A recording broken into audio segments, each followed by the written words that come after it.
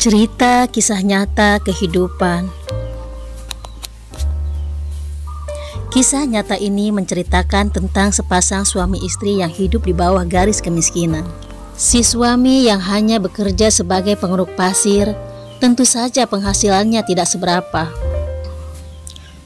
Supaya lebih mudah, kita sebut saja Pak Toto dan Bu Dewi. Sebenarnya Bu Dewi sudah kesal dengan kehidupan rumah tangga mereka. Dia sudah capek hidup miskin. Dia selalu ngomel-ngomel karena pendapatan suaminya yang segitu-gitu aja. Hingga suatu pagi, seperti biasa Pak Toto sedang memperbaiki bakul alat yang biasa dia gunakan saat mengangkut pasir ke daratan, karena memang bakul itu sudah sedikit usang. Sambil duduk menyaksikan, Bu Dewi kembali mengomel, "Aku tuh ya Pak, sudah capek hidup miskin kayak gini terus. Cari pekerjaan lain kek yang bisa menghasilkan uang lebih banyak gitu loh Pak," ucap istrinya itu. Sambil senyum sabar, Pak Toto menjawab, "Ya Bu, insya Allah nanti Bapak cari pekerjaan lain.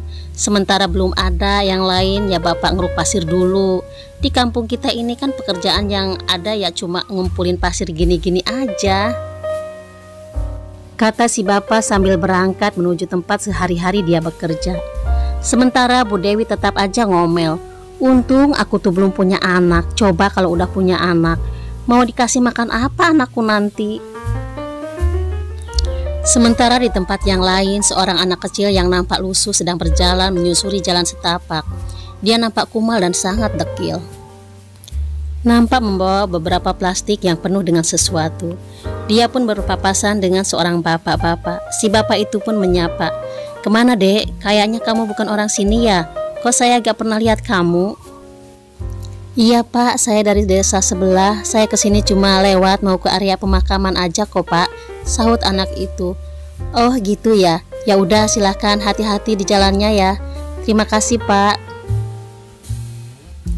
Si anak kecil yang lusuh ini kita sebut saja Asep. Setelah berpamitan ke si bapak, Asep pun bergegas menuju ke sebuah area pemakaman terbesar di kampung itu. Dan di tempat lain nampak Bapak Toto sedang berjalan menuju ke tempat pekerjaannya sehari-hari. Pak Toto berjalan seorang diri sambil terus berpikir bagaimana caranya supaya dia bisa menghidupi istrinya dengan layak. Karena tanpa istrinya ngomong pun dia juga tahu penghasilannya sangat pas-pasan, bahkan sangat kurang. Dia juga sebenarnya sangat ingin membahagiakan istrinya, tapi di kampung itu tak ada pekerjaan lain selain mengumpulkan pasir untuk dijual yang harganya tidak seberapa itu. Asep yang berjalan seorang diri sudah sampai di area pemakaman yang cukup besar. Di sana tampak sangat sepi, karena memang area pemakaman itu cukup jauh dari pemukiman warga setempat. Dengan tanpa takut dan tanpa ragu, terlihat Asep menuju ke sebuah pusara. Dia bersimpuh sambil mengucapkan salam. Setelah itu dia pun bercerita tentang apa yang dilaluinya selama ini. Asep menceritakan semua kepahitan hidupnya di atas pusara ayah dan ibunya. Asep sebenarnya sudah tak sanggup hidup sendiri, tak tentu arah seperti ini. Dia ingin kumpul bersama kedua orang tuanya itu. Dia rindu kasih sayang mereka. Asep capek dijauhi, diasingkan, diusir warga karena dia memang sangat kotor. Asep pun nangis sejadi-jadinya. Setelah menangis, Asep merasa beban hidupnya sedikit berkurang. Tak lupa Asep berdoa untuk kedua orang tuanya itu. Setelah merasa capek bercerita, Asep pun pergi ke samping pusara orang tuanya itu. Asep berharap dengan tidur di samping pusara itu, dia bisa mimpi bertemu dengan kedua orang tuanya itu. Sementara di tempat lain, Pak Toto masih bekerja mengeruk pasir. Dia bertekad untuk mendapatkan pasir sebanyak-banyaknya agar kehidupan keluarganya bisa lebih baik lagi. Dalam hati Pak Toto bertekad untuk memperbaiki perekonomian keluarganya. Hari sudah menjelang sore, Pak Toto terus saja bekerja. Bahkan dia sengaja tidak makan siang, dengan harapan agar istrinya tidak lagi mengalami kekurangan. Dengan giat Pak Toto terus bekerja, dia ingin kehidupannya lebih baik lagi. Apalagi dia sudah mulai berpikir mengenai anak. Dia tidak mau anaknya mengalami kesusahan seperti yang sedang dia alami sekarang. Sementara di area pemakaman, Asep yang sedang tertidur pulas setelah kecapean menangis, perlahan dia pun terbangun karena dia merasakan perutnya yang sudah melilit karena kelaparan. Karena dari semalam Asep belum makan apapun. Asep sebenarnya tidak mau pergi dari tempat itu, tapi dia tahu dia pasti akan sakit kalau perutnya dibiarkan kelaparan berkepanjangan. Dengan sedikit gontai, Asep memaksakan diri untuk bangkit dan pergi.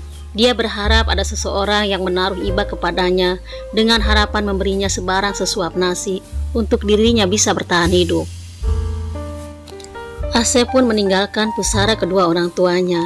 Walaupun perutnya lapar, setidaknya hatinya sudah sedikit lega karena dia sudah mencurahkan semua beban yang selama ini menghimpit jiwanya.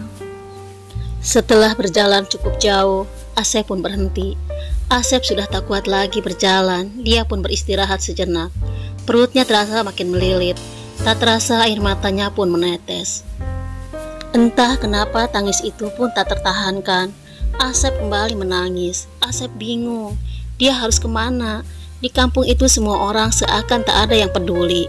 Dalam tangisnya Asep selalu memohon, "Ya Allah, kembalikanlah kedua orang tuaku ya Allah, aku ingin bersama mereka lagi ya Allah."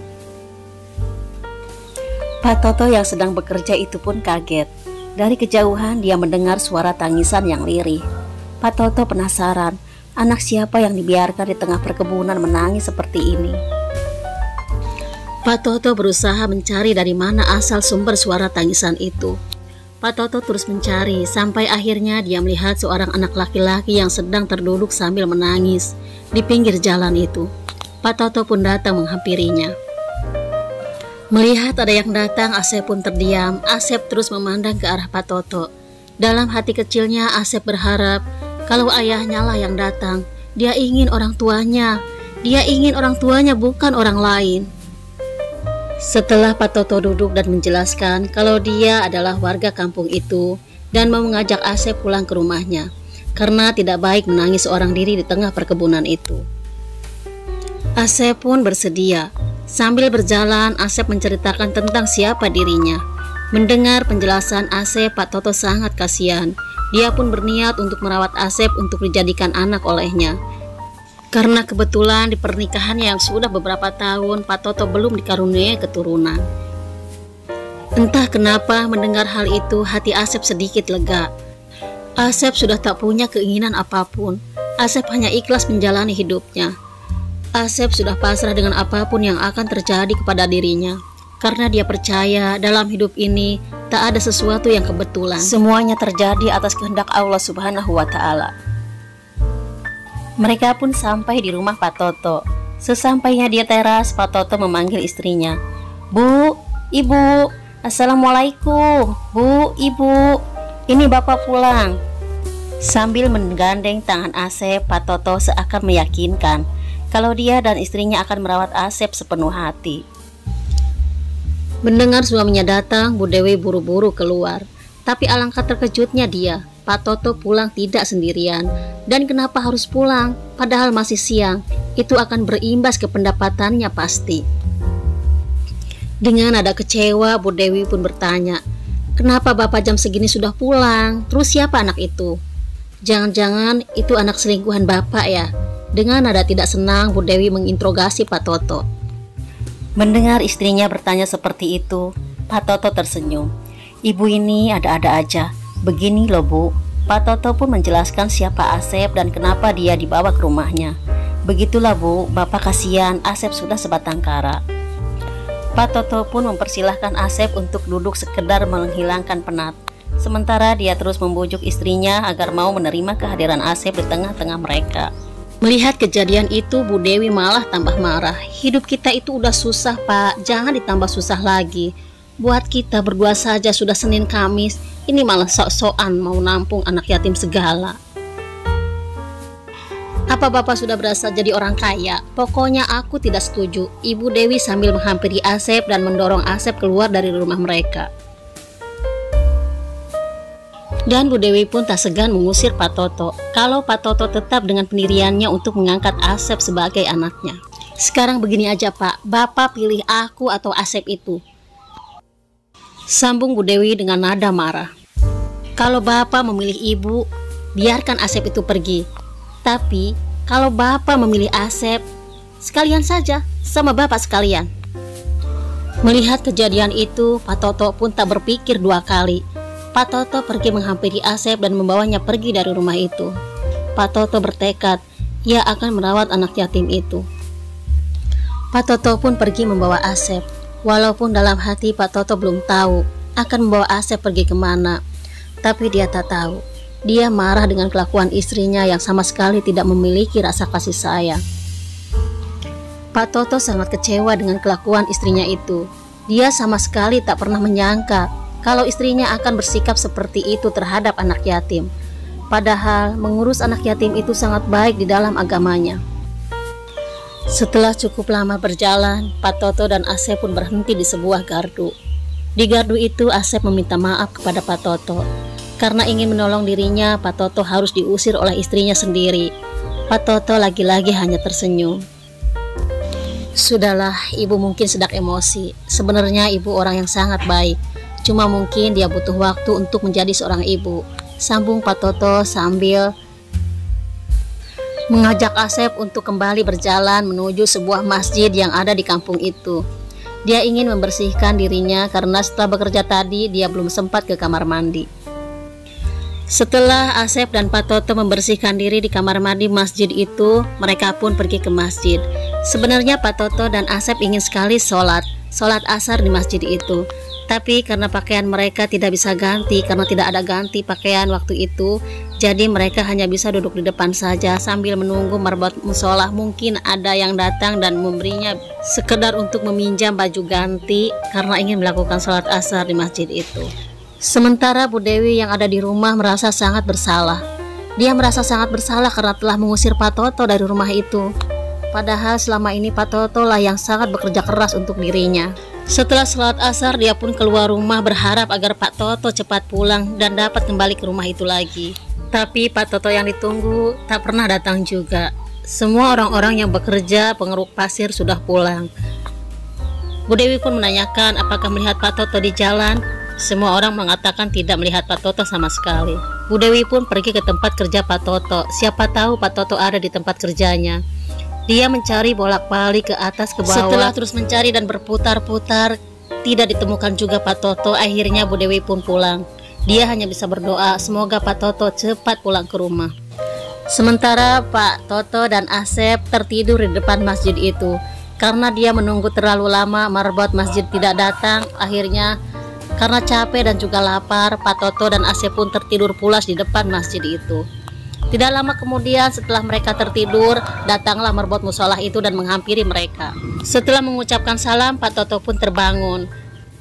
Pak Ustadz itu pun menanyakan kenapa sampai mereka tertidur di depan masjid itu.